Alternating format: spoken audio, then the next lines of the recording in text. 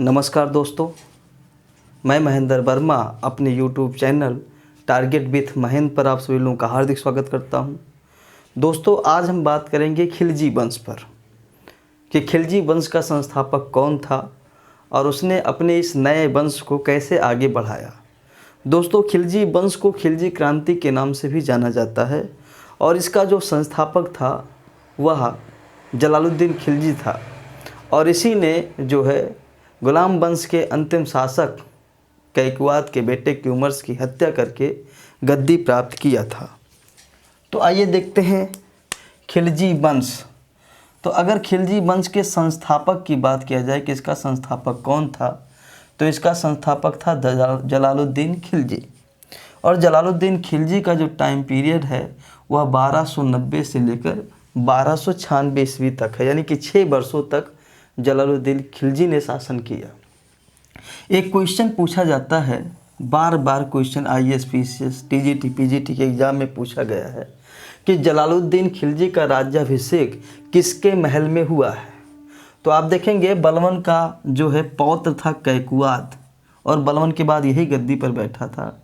इसने एक महल बनवाया था, उस महल का नाम है किलोखरी महल और इसी किलोखरी महल में जो है जलालुद्दीन का राज्याभिषेक हुआ था। अब बात करते हैं कि जलालुद्दीन के समय जो है पहला विद्रोह किसने किया था। तो अगर बात किया जाए जलालुद्दीन के समय जो पहला विद्रोह किया है वो मलिक छज्जू ने किया है और ये मलिक छज्जू जो है वह सुल्तान जलालुद्दीन का भांजा था और सुल्तान ने इसे कड़ा मनिकपुर की सूबेदारी प्रदान की थी। अब इसका पूरा फ़ायदा उठाया, चूँकि जलालुद्दीन काफ़ी बुजुर्ग हो गया था जब वह गद्दी प्राप्त किया था, तो वह सोचा कि हम तो एक तो भांजा हैं जलालुद्दीन के, दूसरे वो काफ़ी बुजुर्ग है, तो मेरे पास यह मौका है कि मैं दिल्ली सल्तनत से खुद को स्वतंत्र कर लूं। लेकिन सुल्तान ने जाकर के इसके विद्रोह को शांत कर दिया, लेकिन इसको दंड नहीं दिया, इसको कोई सज़ा नहीं सुनाई, बल्कि इसका जो सूबा था उसको छीन लिया। और आप देखेंगे मलिक छज्जू के विद्रोह के बाद ये जो कड़ा मनिकपुर का सूबेदार बना है वह उसका भतीजा बना है और उसका नाम है अलाउद्दीन खिलजी। जलालुद्दीन के समय जो दूसरा विद्रोह किया है वह सीदी मौला ने किया है। सीदी मौला जो है ईरान का सूफी संत था और ईरान से भाग करके वह दिल्ली आया था और दिल्ली में एक खानकाह चलाता था जहाँ पर सूफी संत लोग रहते हैं, निवास करते हैं, उसको खानकाह कहा जाता है। चूँकि यह सूफी संत था तो बहुत सारे सूफियों को रहने के लिए वह दिल्ली में एक खानकाह चलाता था, वहाँ पर बहुत सारे सूफी रहते थे, तो इसका समाज में अच्छा खासा पकड़ हो गया था धार्मिक व्यक्ति होने के कारण। लेकिन उसने अपने इस जो है पकड़ का, अपने इस नाम का गलत फ़ायदा उठाना चाहा और जलालुद्दीन के खिलाफ़ उसने विद्रोह करने का षड्यंत्र किया और इसके लिए उसने 2 हिंदुओं को पकड़ा। एक हिंदू का नाम था हथिया पायक और दूसरे हिंदू का नाम था निरंजन। इसके माध्यम से उसने विद्रोह करने का प्रयास किया लेकिन पकड़ा गया। और जब सुल्तान ने पूछा कि आप एक संत आदमी हैं, आप मेरे खिलाफ़ क्यों बगावत करना चाह रहे हैं, तो उसने बार बार कहा कि मैंने ऐसा कुछ भी नहीं किया है, मैंने आपके खिलाफ़ बगावत करने का प्रयास नहीं किया है। तो सुल्तान ने सीदी मौला को हाथी के पैर के नीचे कुचलवा दिया। इस प्रकार उसका जो है दूसरा विद्रोह भी दमन करने में वह सफलता हासिल किया। जलालुद्दीन के समय एक मंगोल आक्रमण भी हुआ था 1292 ईस्वी में और यह हलाकू जो है उसका पौत्र उलूग खां, इसने आक्रमण किया था। प्रसिद्ध मंगोल नेता हलाकू खां का पौत्र उलूग खां ने 1292 ईस्वी में भारत पर आक्रमण किया था, किंतु उलूग खां को सफलता नहीं मिली और वह पराजित हो गया।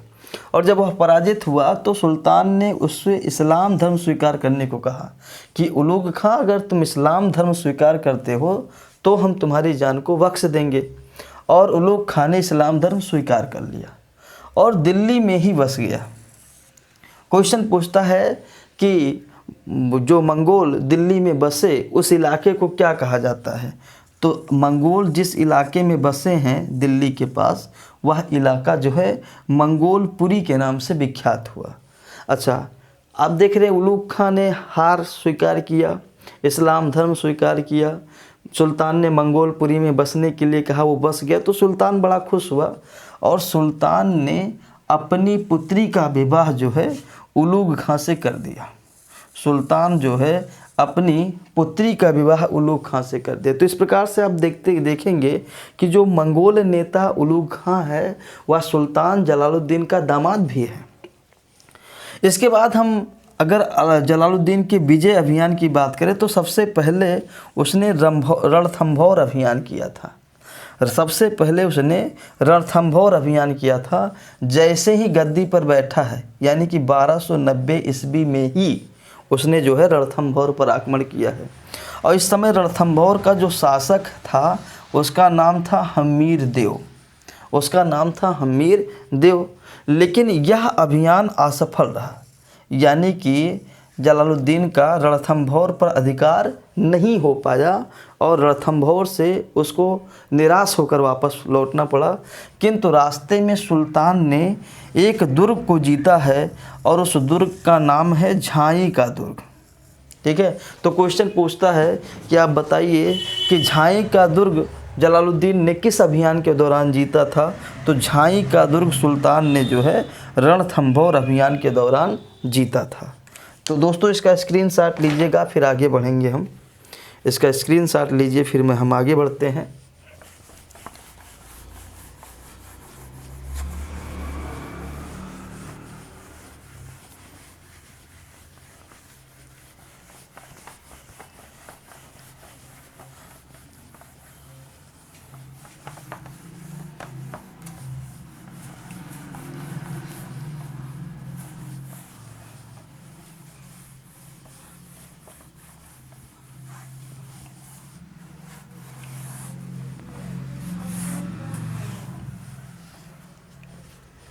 आगे देखिएगा, दूसरा अभियान जो सुल्तान ने किया है वह मंडौर अभियान है। वह जो है मंडौर अभियान है। और मंडौर अभियान जो सुल्तान जलालुद्दीन ने किया है यह 1292 ईस्वी में किया है। मंडौर अभियान जो है 1292 ईस्वी में किया गया है। ठीक है, इस अभियान में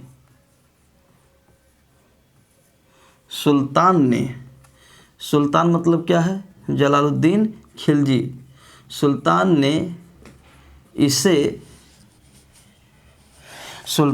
इसे जीत कर दिल्ली में मिला लिया। तो अगर आपसे क्वेश्चन पूछा जाए कि आप ये बताइए कि मंडौर को जलालुद्दीन ने दिल्ली में कब मिलाया था, तो आंसर हो जाएगा क्या, 1292 ईस्वी।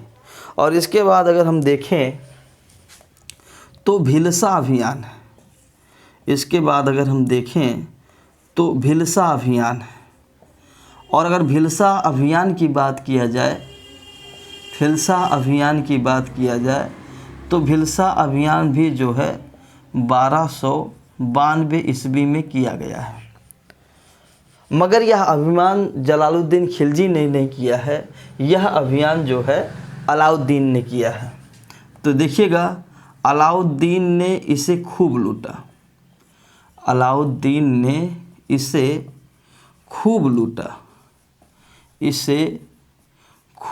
लूटा। ठीक है, अतः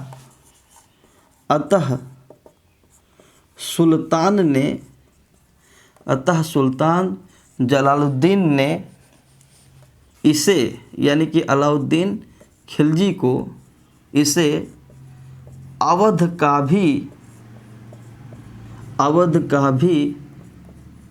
सूबेदार बनाया।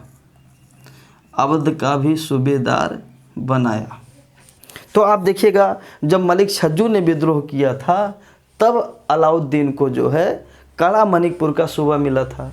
लेकिन जब उसने भिलसा को लूटा और भिलसा को लूटकर अतुल धन संपदा जलालुद्दीन को दिया, तो जलालुद्दीन ने काला मणिकपुर के साथ साथ अलाउद्दीन को एक सूबा और प्रदान किया और उस सूबे का क्या नाम है? अवध। इसके बाद है देवगिरी अभियान। इसके बाद है देवगिरी अभियान। और अगर हम देवगिरी अभियान की बात करें तो देवगिरी अभियान जो है 1296 ईस्वी में किया गया है। देवगिरी अभियान कब किया गया है? 1296 ईस्वी में किया गया है। और यह अभियान भी किसने किया है? अलाउद्दीन खिलजी ने। यह अभियान भी किसने किया है? अलाउद्दीन खिलजी ने किया है यह अभियान भी। यानी कि आप देखेंगे कि भिलसा अभियान और देवगिरी अभियान को अलाउद्दीन ने किया है। 1296 में उसने देवगिरी अभियान किया है। देवगिरी का जो शासक था उसका नाम था रामचंद्र देव। उस शासक का नाम था देवगिरी के रामचंद्र देव। और अलाउद्दीन ने रामचंद्र देव के राज्य को खूब लूटा। राज्य को खूब लूटा, ठीक है, खूब लूटा। बात समझ में आया? और आपको बता दें कि अलाउद्दीन ने देवगिरी पर मात्र जो है 1000 सैनिकों के साथ जो है आक्रमण किया था। और जब वह रामचंद्र देव के दरबार में पहुंचा तो उसके साथ केवल 2 सैनिक और थे। 3 सैनिकों के साथ अपना लेकर 3 लोग वहां पर पहुंचे थे। तो उसने रामचंद्र देव से कहा कि हम दिल्ली से आए हुए हैं, सुल्तान जलालुद्दीन ने हमको भेजा है, जल्दी से जल्दी जो कुछ तुम्हारे पास सोना चांदी हीरे जवाहरात है मेरे पास भिजवा दो, अदरवाइज हम तुमसे युद्ध करेंगे। तो रामचंद्र देव डर गया, है ना। और चूंकि 1000 सैनिकों के साथ गया था तो 1-1, 2-2, 3-3 सैनिक जा रहे थे और उसको ऐसा प्रतीत हो गया कि वास्तव में जो है दिल्ली की शाही सेना ने आक्रमण किया है। जबकि कुछ देर इंतजार कर लेता तो आप समझ लीजिए अगर युद्ध होता तो रामचंद्र देव ही जीतता, क्योंकि उसके पास 50,000 की सेना थी और इसके पास मात्र 1000 की सेना थी। लेकिन अपनी चतुराई से उसने देवगिरी को लूटने में सफलता हासिल किया।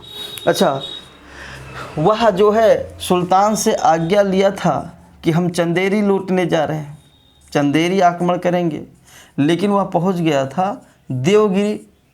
तो उसको डर लग रहा था, अलाउद्दीन डर रहा था जलालुद्दीन हमको कहीं मारे ना, कहीं हमको हमारी सूबेदारी ना छीन ले। इसीलिए उसने अपने चाचा के पास पत्र लिखा।